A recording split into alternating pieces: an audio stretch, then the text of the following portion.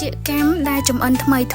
ស្រស់ពពុះពេញដបពីលើដបដល់បាតដបតែម្ដងដោយសារតែខាង NSN គឺយើងតែងតែចំអិនទឹកត្រជាកម្មថ្មីស្រស់ជូនភ្ញៀវជាប្រចាំថ្ងៃតែម្ដងហើយយើងរៀបជាមួយនឹងកន្ត្រកផ្កាយ៉ាងស្រស់ស្អាតបងអាចមើលទៅលើដបបានគឺយើងមានជាមួយនឹង logo NSN ច្បាស់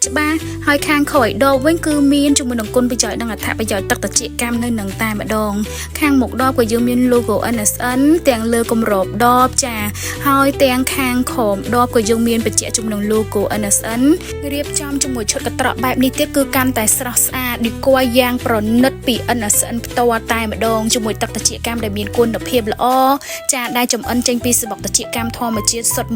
100% និងស័ក្តិសមខ្លាំងធ្វើជាកាដូជួយមនុស្សជាទីស្រឡាញ់សម្រាប់ថ្ងៃបុណ្យ Father Day ខាងមុខនេះចំបងទាំងអស់គ្នាកុំភ្លេចណារੂរាន់ដាក់កំងដើម្បីទទួលបានការប្រម៉ូសិនពិសេសបញ្ចុះតម្លៃ 10% ភ្លាម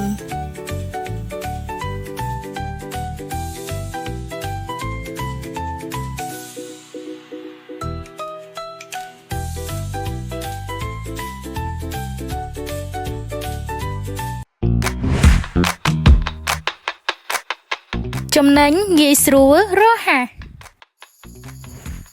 មាន NSN Mobile App ទិញផលិតផលស្បុកត្រជាកម្មប្រភេទណាក៏បានទាញយកកម្មវិធីតាមរយៈ App Store ឬ Play Store